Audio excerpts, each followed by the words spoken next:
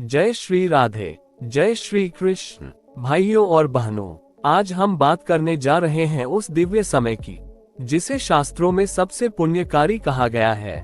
कार्तिक मास के अंतिम 5 दिन कहा गया है कि ग्रेटर देन कार्तिक मास से यह कुरुते विष्णु सेवा समर्पणम स याति परमं स्थान विष्णु लोकम सनातनम।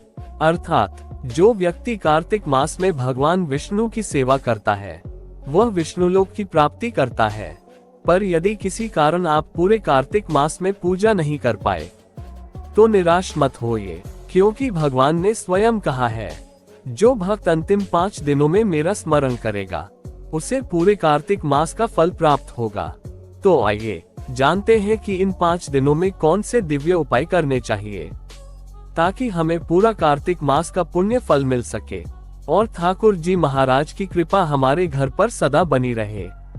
भाग 1, कार्तिक मास का आध्यात्मिक महत्व। कार्तिक मास भगवान श्रीहरि विष्णु का प्रिय महीना है। ये वह समय है जब भगवान स्वयं अपने भक्तों को विशेष कृपा प्रदान करते हैं। श्रीमद् भागवत में वर्णन है कि इस मास में किया गया एक छोटा सा दीपदान सैकड़ों यज्ञों से भी श्रेष्ठ फल देता है। ये वही महीना है जब राधा कृष्ण की रासलीला हुई थी। यही वह समय है जब भगवान ने तुलसी विवाह का आयोजन किया। इसलिए इसे भक्ति का महीना, दान का महीना और मोक्ष का महीना कहा गया है। भाग 2, अंतिम 5 दिन क्यों हैं खास। भीष्म पंचक। कार्तिक मास के अंतिम 5 दिन को भीष्म पंचक कहा जाता है। महाभारत के युद्ध के बाद जब भीष्म पितामह शरशय्या पर लेटे थे, उन्होंने भगवान श्री कृष्ण से कहा, हे माधव, मुझे ऐसा कोई व्रत बताए जिससे आत्मा शुद्ध हो जाए।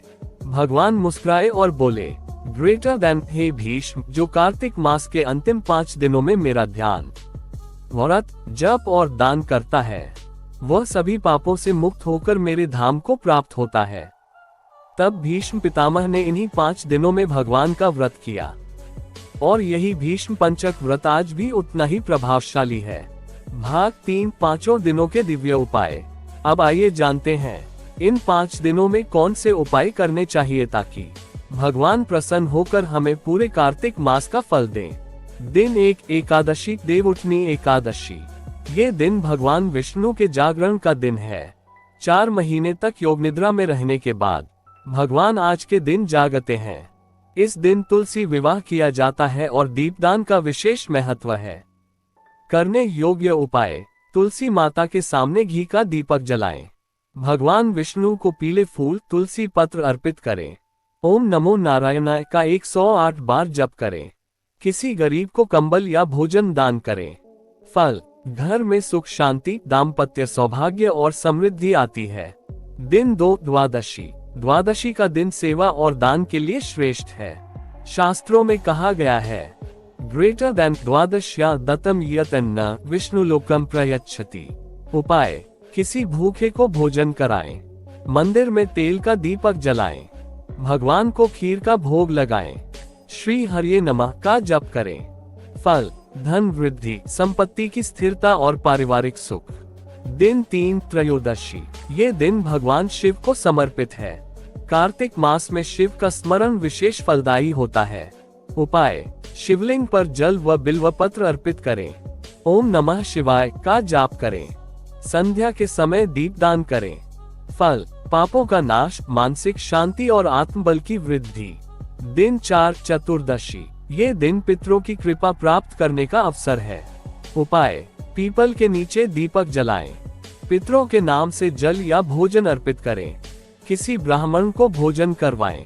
फल। पितृ दोष से मुक्ति, संतान सुख और पारिवारिक शांति। दिन 5, पूर्णिमा, कार्तिक पूर्णिमा। आज का दिन कार्तिक मास का सबसे पवित्र दिन है। इसी दिन भगवान विष्णु ने मत्स्य अवतार लिया था। उपाय। ब्रह्म मुहूर्त में स्नान करें। भगवान को पंचामृत स्नान कराएं। घी का दीपक जलाएं। गाय को गुड़ रोटी खिलाएं। ओम विष्णुवे नमः का जप करें। फल। मोक्ष की प्राप्ति, धन और सौभाग्य का आगमन। भाग 4, निषेध। इन 5 दिनों में क्या न करें। भक्तों, जिस तरह पुण्य कर्म करने से फल बढ़ता है, वैसे ही गलत आचरण से उसका असर घट जाता है। इन 5 दिनों में भूलकर भी ये 5 कार्य न करें। झूठ, छल या कपट न करें।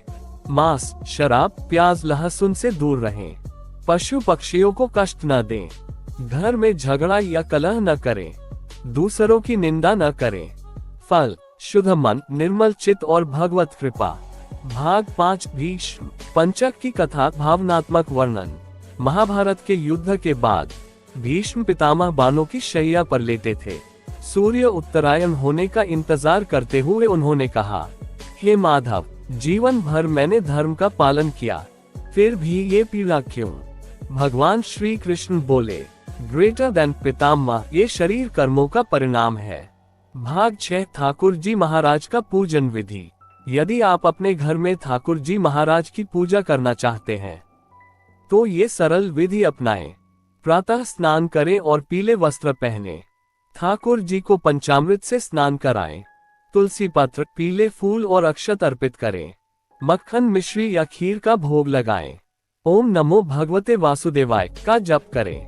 दीपक जलाकर आरती करें। भाग 7 मनोकामना सिद्धि उपाय। जो भक्त किसी विशेष मनोकामना के लिए यह पंचक कर रहे हैं वे एक संकल्प अवश्य लें। ग्रेटर देन, हे श्री हरि, हे ठाकुर जी महाराज, मैं आपके चरणों में ये दीप अर्पित करता हूँ। कृपा कर मेरे जीवन से सभी विघ्न दूर करें और मेरी सच्ची इच्छा पूर्ण करें। हर दिन एक दीपक जलाकर भगवान को प्रणाम करें। छठे दिन वह दीपक गंगा या किसी पवित्र जल में प्रवाहित करें।